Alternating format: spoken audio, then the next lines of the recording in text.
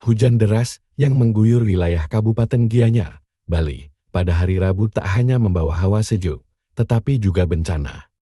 Pohon beringin raksasa berusia ratusan tahun di Pura Tertampur, Kecamatan Tampak Siring, Kabupaten Gianyar tumbang pada sore hari kemarin.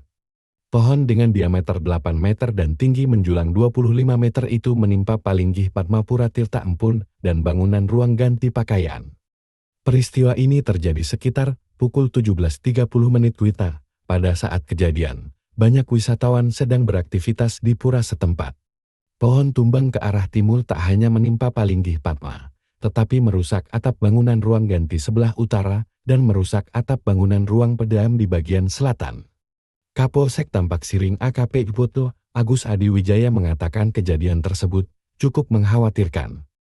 Namun ia memastikan tidak ada korban jiwa. Petugas kepolisian langsung mengamankan lokasi agar mereka yang berada di sana tetap aman. Saat ini, pohon tumbang telah ditangani oleh BPBD Gianyar. Kejadian ini menjadi pengingat agar selalu berhati-hati saat beraktivitas di luar ruangan, terutama saat cuaca ekstrim.